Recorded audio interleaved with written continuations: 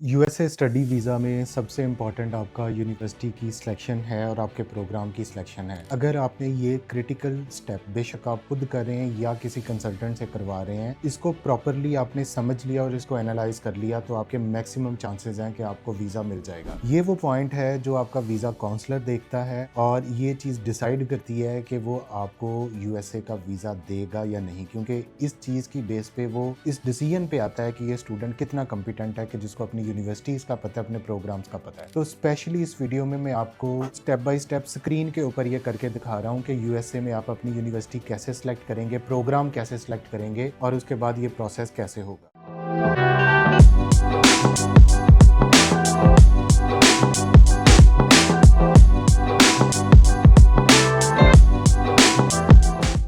Video को पूरा देखने के बाद स्टिल अगर आपके माइंड में कोई क्वेश्चन आता है तो वीडियो के नीचे कमेंट करें, मैं उसका रिप्लाई बैक करूंगा। इसके अलावा आप अगर यूएसए, यूरोप या यूके का स्टडी वीज़ा करवाना चाहते हैं और एक्सपर्ट कंसल्टेंट से करवाना चाहते हैं तो जो स्क्रीन के ऊपर नंबर आ रहे हैं यहाँ पे राब्ता करें, हमारी टीम आपको रिस्पॉन्स बैक करेगी। यूएसए में तकरीबन कोई 1100 से जायद यूनिवर्सिटीज और एजुकेशनल इंस्टीट्यूट्स हैं। अब इसमें से हार्डली जो पाकिस्तानी बच्चे हैं वो 5 से 10 यूनिवर्सिटीज जिनके नाम इनकी जुबान पे हैं उसी को जानते हैं। 50 स्टेट यूनिवर्सिटीज हैं। यूएसए में जब भी आप पढ़ने का सोचें तो आपको फर्स्ट प्रेफरेंस हमेशा स्टेट यूनिवर्सिटी को रखना चाहिए, आपको प्राइवेट यूनिवर्सिटी को नहीं सोचना चाहिए। उसकी रीजन ये है कि स्टेट यूनिवर्सिटीज जो हैं वहां पे एक तो आपको कॉम्पिटिटिव ट्यूशन फीस मिल जाती है और दूसरा ये कि वो पब्लिक यूनिवर्सिटीज हैं, उनकी रैंकिंग अच्छी है, क्यूएस वर्ल्ड रैंकिंग में या नेशनल रैंकिंग की तरफ अगर हम बात करते हैं। तो सबसे इंपॉर्टेंट चीज आपका प्रोग्राम सिलेक्शन है और यूनिवर्सिटी की सिलेक्शन है। आपने अपनी प्रोफाइल, अपने बजट और अपने वीजे गोल के मुताबिक जो है वो अपने प्रोग्राम को चूज करना है, अपने यूनिवर्सिटी को चूज करना है। और इसमें सबसे इंपॉर्टेंट चीज ये है कि आपकी जो स्टोरी है जिसकी बेस पे आप यूएसए जाना चाह रहे हैं और आप बाकी कंट्रीज को आउट कम्पीट कर रहे हैं, तो उसमें यूनिवर्सिटी और प्रोग्राम की सिलेक्शन सबसे इंपॉर्टेंट फैक्टर है। तो इस पे जितना आप ज्यादा टाइम सर्व करेंगे, इसको जितनी अच्छी तरह से इस पे अपना वर्कआउट करेंगे, उतना इंपॉर्टेंटली आप वीजा स्टेप की तरफ जा सकते हैं। इस वीडियो में मैं एक आईसीएस के स्टूडेंट की एग्जांपल लेता हूं जिसके कोई 75% से अबव मार्क्स हैं और वो यूएसए में कंप्यूटर साइंस बैचलर्स में एडमिशन लेना चाहता है। तो इसके लिए मैं अब आपको स्क्रीन पे लेके जा रहा हूँ वेबसाइट पे, जहां पे मैं आपको बताऊंगा कि कैसे आप जो है वो प्रोग्राम सर्च आउट कर सकते हैं यूनिवर्सिटी में। तो इस वेबसाइट को जिसको बोलते हैं usnews.com बेस्ट कॉलेजेस, इसका लिंक इस वीडियो की डिस्क्रिप्शन के अंदर अवेलेबल है। यहाँ पे आपने जाना है, यहाँ पे आपको डिफरेंट रैंकिंग्स मिलेंगी यूनिवर्सिटीज की। For example national universities ranking में प्रिंसटन यूनिवर्सिटी फर्स्ट नंबर पे है, MIT जो है वो सेकंड पे है, हार्वर्ड तीसरे पे है। तो इसमें जब आप सब्जेक्ट वाइज आपने रैंकिंग की तरफ जाना है, आपने जिस प्रोग्राम के लिए बाहर जाना है आपने उसकी रैंकिंग को खास तौर पे देखना है। मैं आपके सामने एग्जांपल के तौर पे यहाँ पे लेके आता हूँ। आप जो है सी फुल रैंकिंग लिस्ट यहाँ पे आप क्लिक करेंगे तो अब आपके सामने डिफरेंट पैरामीटर्स आ गए, आपके सामने फिल्टर आ गया जिसको आपने चूज करना है। ठीक है, आपकी अगर कोई स्टेट की प्रेफरेंस नहीं है, कोई सिटी की प्रेफरेंस नहीं है, तो जो और इंपॉर्टेंट फैक्टर है वो आप ट्यूशन फीस को देख सकते हैं। फॉर एग्जाम्पल 5,000 से लेके $50,000 पर ईयर यहाँ पे फीस है। फिर आपकी एक्सेप्टेंस रेट है। फिर यहाँ पे आप स्पेशली आगे एरिया ऑफ स्टडी की तरफ जा सकते हैं। फॉर एग्जांपल मैं कंप्यूटर साइंस, इसको मैंने यहाँ पे सिलेक्ट किया है तो मेरे सामने अब 207 जो है वो रिजल्ट्स 176 रिजल्ट्स आ चुके हैं। ठीक है, तो यहाँ पे जो है वो आपको साथ में जो है वो रिक्वायरमेंट्स भी थोड़ी सी नजर आएंगी कि क्या रिक्वायरमेंट्स हैं। फिर आपको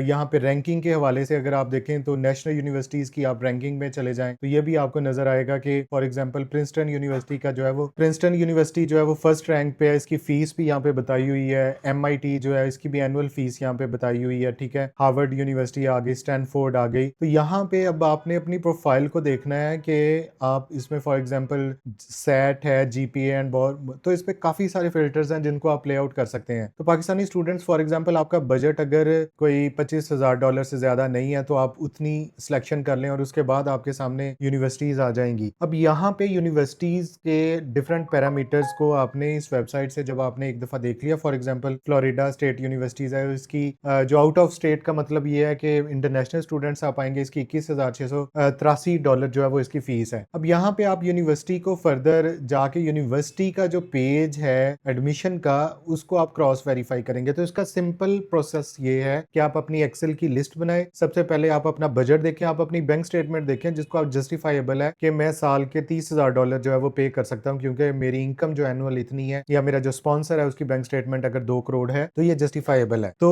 आपने जो स्टेप 1 पे आपने इस यूनिवर्सिटीज को स्क्रॉल आउट कर लिया। अब आप यूनिवर्सिटी की स्टेप 2 पे क्या है कि आप इनकी रिक्वायरमेंट्स को उनकी ऑफिशियल वेबसाइट से जाके कंफर्म करेंगे। फॉर एग्जांपल अगर हम इस फ्लोरिडा स्टेट यूनिवर्सिटी की बात करें तो आपके सामने इंटरनेशनल एडमिशंस के ऊपर जाएंगे। यहाँ पे जाके आप जो है वो देखेंगे कि आपकी क्या रिक्वायरमेंट्स हैं, क्या आपको जो है उसमें इंग्लिश प्रोफिशिएंसी की क्या रिक्वायरमेंट्स हैं, ट्यूशन फीस की क्या रिक्वायरमेंट्स हैं, फिर आपकी फर्स्ट ईयर फॉर एग्जांपल यहाँ पे आप अप्लाई करना चाहते हैं तो उसके लिए क्या आपको आगे फर्दर गाइडलाइंस मिलेंगी। तो ये हर यूनिवर्सिटी की आपने जो है वो इंडिपेंडेंटली इसको रिसर्च करना है, इसको शॉर्ट लिस्ट करना है। ये काफी टाइम कंज्यूमिंग प्रोसेस है, लेकिन अगर आप अपनी एक एक्सेल की लिस्ट बना लें, गूगल शीट बना लें, तो उसमें तकरीबन आप 15 आपको यूनिवर्सिटीज ऐसी शॉर्ट लिस्ट करनी चाहिए। उनके प्रोग्राम्स को पढ़ना चाहिए, उनकी रिक्वायरमेंट्स को पढ़ना चाहिए, फीस को पढ़ना चाहिए, उनकी मैथ की क्या रिक्वायरमेंट्स हैं। ये सबसे इंपॉर्टेंट चीज है। अगर आप कंप्यूटर साइंस, क्या आपने जो यहाँ पे ICS किया हुआ है, इसका जो कंप्यूटर, इसका जो मैथ है, ये उनके यूनिवर्सिटी के स्टैंडर्ड्स के मुताबिक जो है वो फॉल करता है। तो ये एक बड़ा इंपॉर्टेंट फैक्टर है कि आपने सारी रिक्वायरमेंट्स को पढ़ के अपनी यूनिवर्सिटीज को शॉर्ट लिस्ट कैसे करना है। अब जो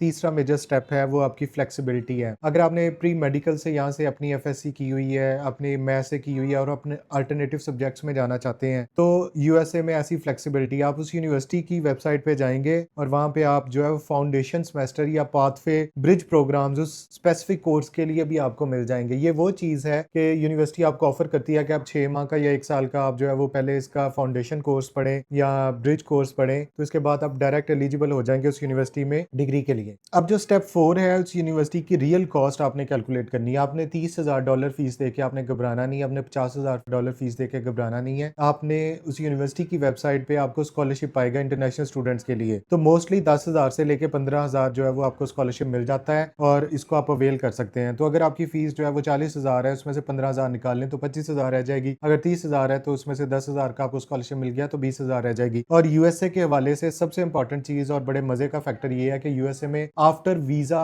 वहां पे पहुंच के आपने फीस पे करनी है। ये एक ऐसी कंफर्मेशन है और ऐसा पीस ऑफ माइंड है कि आपको US का जब वीजा मिल गया है तो उसके बाद आप डेफिनेटली पैसे भी लेके जाएंगे और वहां पे जाके आप फीस भी दे देंगे। आपको ये टेंशन नहीं होगी कि मेरे पैसे जो वो पहले कहीं बाउंड हो रहे हैं या जाया हो रहे हैं। और फाइनल ये है कि जब आपने अपनी शॉर्ट लिस्ट कर ली, आपने 10 से 15 यूनिवर्सिटीज शॉर्ट लिस्ट कर ली, तो अब आपने उन यूनिवर्सिटीज के एक्सेप्टेंस रेट और उसका वीजा रेशो जरूर आपने देखना है। ऐसा ना हो कि आप ऐसी यूनिवर्सिटी को एक्सेप्ट कर लें या उसको शॉर्ट लिस्ट कर लें जिसका एक्सेप्टेंस रेट ही आपका 10% हो, तो 100 में से 10 बच्चों को सिर्फ एडमिशन मिलेगा, तो ये फिजिबल फैक्टर नहीं है। आपका यूनिवर्सिटी का एक्सेप्टेंस रेट कम से कम जो है वो 20 से 30% होना चाहिए। अगर आप पूरी रिक्वायरमेंट्स पूरी करते हैं, इंग्लिश की रिक्वायरमेंट्स पूरी करते हैं, सेट की रिक्वायरमेंट्स पूरी करते हैं, मास की रिक्वायरमेंट पूरी करते हैं, तो तब आपने ये चीज देखनी है। वीजा रेशो आप कैसे चेक कर सकते हैं? डिफरेंट प्लेटफॉर्म्स है, डिफरेंट फॉरम्स हैं, फेसबुक पेजेस हैं, ब्लॉग्स हैं, जहाँ पे डिफरेंट लोग अपना एक्सपीरियंस शेयर करते हैं कि इस यूनिवर्सिटी में कितना। एम्बेसी के पोर्टल से भी आप देख सकते हैं कि लास्ट ईयर पाकिस्तानी स्टूडेंट्स कितने गए। उसमें यूनिवर्सिटी का डाटा आपको नहीं मिलेगा, लेकिन अगर आपकी स्टेट यूनिवर्सिटी है और आपने वाइजली इसको चूज किया है, पब्लिक या प्राइवेट सेक्टर नहीं है, तो आपके वीजे के मैक्सिमम चांसेस हैं। तो ये वो चीज है जहाँ पे आप कोई एक्सपर्ट आपकी रियल में हेल्प कर सकता है। अगर आप किसी कंसल्टेंट को या किसी को पे कर रहे हैं तो अपने एक्सपीरियंस की बेस पे और अपने वीजा स्ट्रेटेजी की बेस पे,